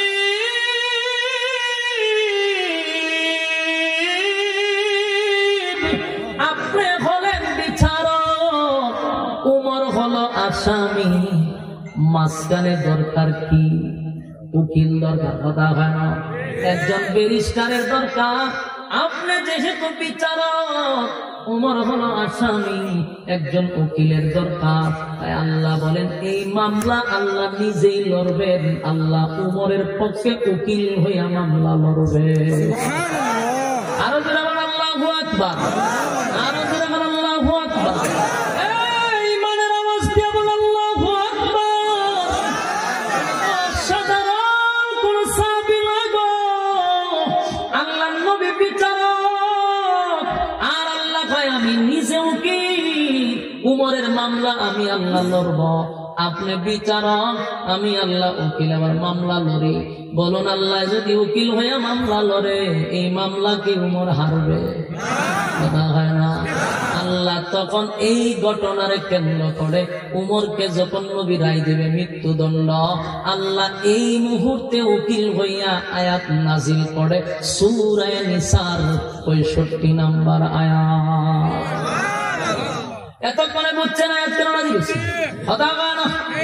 শুরুতেই বলছি আয়াতটা কেন নাজিল হলো, কোন কারণে নাজিল হলো, শুধু কারণটাই ওয়াজ করব।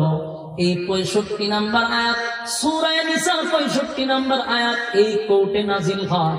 আল্লাহ তখন বলেন, ফালা ওয়া রাব্বিকা লা ইউমিনুনা হাত্তা يحكموك فيما شجر بينهم ثم لا يجدوا في أنفسهم حرجا مما قضيت ويسلموا تسليما. এই আয়াতে কারিমা নাযিল হয়ে আল্লাহ স্পষ্ট ঘোষণা দেয়, ফালা ওয়া রাব্বিকা, ফালা ওয়া রাব্বিকা। আল্লাহ আয়াতের শুরুতে কসম করে, ফালা ওয়া রাব্বিকা, আপনার রবের কসম, আপনার রবের কসম। আল্লাহ নবীরে বলে, পয়গম্বর আপনার রবের কসম, আপনার উমর কোন নির্দোষ মানুষকে হত্যা করে নাই, উমর একটা দোষী মানুষকে হত্যা করছে। সারা মদিনা জানে গো, আমার নবীর সাহাবী হযরত উমর একটা নির্দোষ মানুষকে হত্যা করছেন, কিন্তু আল্লাহ আয়াত নাযিল করে কসম করে বলে, ফালা ওয়া রাব্বিকা, আপনার রবের কসম, আপনার উমর কোন নির্দোষ মানুষকে হত্যা করে নাই, উমর জানে মারছে, একটা দোষী মানুষকে মারছে। এবার আল্লাহ বলেন, ফালা ওয়া রাব্বিকা লা ইউমিনুনা হাত্তা ইউহাক্কিমুকা ফীমা শাজারা বাইনাহুম সুম্মা লা ইয়াজিদু ফি আনফুসিহিম হারাজান মিম্মা কাদাইতা ওয়া ইউসাল্লিমু তাসলিমা। আপনার সামনে যে লোকটার আপনি বিচার করবেন, সবাই জানে লোকটা নির্দোষ, উমর হত্যা করছে। আমি আল্লাহ কসম করে কই, ফালা ওয়া রাব্বিকা, এই লোকটা, আল্লাহ আপনার রবের কসম করে বলি, লোকটা নির্দোষ ছিল না। যে লোকটা নিজের দাবি করে ইমানদার, যে লোকটা নিজের সমাজের মানুষের কাছে পরিচয় দেয়, আমি একজন মুসলমান, আমি একজন ইমানদার, আমি একজন আল্লাহওয়ালা, কিন্তু যার চেহারার দিকে তাকাইলে বোঝা যায় একজন মুসলমান, মাথায় টুপি, মুখে দাড়ি, পাঞ্জাবি, পাগড়ি, সর্বদিক দিয়ে একজন ফেরেশতা বিধি, এমন একজন ব্যক্তি নিজের দাবি করে মুসলমান, কিন্তু এই লোকটার কাছে আপনি নবীর বিচার পছন্দ হয় না, আপনার তরিকায় চলতে ভালো লাগে না, আমি আল্লাহর হুকুম পালন করতে ভালো লাগে না। এরা সমাজে পরিচয় দেয় মুসলমান, কিন্তু আমি আল্লাহর আদালতে তারা মুসলমান না, তারা হলো মুনাফিক। 1400 বছর আগের ঘটনাকে কেন্দ্র করে বলে নাই, সমাজে এমন মুনাফিক যুগে যুগে আছে না নাই? দেখবেন টুপি আছে, দাড়ি আছে, পাগড়ি আছে, জাম্মা আছে, সব আছে, কিন্তু আল্লাহর হুকুম ভালো লাগে না, নবীর তরিকায় চলতে ভালো লাগে না। আল্লাহর হুকুম হলো সুদ খাওয়া যাবে না, সে সুদ খায়, তার মানে আল্লাহর হুকুম ভালো লাগে না। আল্লাহর হুকুম হলো 5 ওয়াক্ত নামাজ পড়া, সে নামাজ পড়ে না, আল্লাহর হুকুম সে পালন করতে চায় না। এইভাবে শত শত হুকুম আছে, তার মানে তার ভালো লাগে না, নবীর তরিকায় চলতে ভালো লাগে না, সেটাও একটা মুনাফিক। কারণ তোর যেহেতু ভালো লাগে না, সমাজের মানুষের সামনে মুসলমান কেন দাবি করবি? মুসলমান দাবি করলে আল্লাহর হুকুম পালন কর, মুসলমান দাবি করলে নবীর তরিকায় মেনে চল। আল্লাহ বলেন, ফালা ওয়া রাব্বিকা, আপনার রবের কসম, যে লোকটা মানুষের সামনে বলছে একজন ইমানদার, সে আসলেই কোনো ইমানদার ছিল না, সে ছিল একটা ঠাট্টা শয়তান। মানুষের সামনে বলতো ইমানদার, মূলত সে কোনো মুসলমান ছিল না, সে ছিল একটা মুনাফিক। এমন মুনাফিক আমাদের সমাজে আছে না নাই? সমাজের এমন মুনাফিক আমাদের গ্রামে গঞ্জে, শহরে, বন্দরে, সব জায়গায় আছে। নিজের দাবি করে মুসলমান, আল্লাহর হুকুম নাই, নবীর তরিকা নাই, এমন মানুষ আছে না না? এমন মানুষ থেকে বাঁচার দরকার আছে না না? এমন মানুষ থেকে বাঁচতে হলে জ্ঞান জানতে হবে, এলেম শিখতে হবে। এলেম জানতে হলে এমন মাহফিল প্রত্যেক বছর হইতো কারা কারা চায়।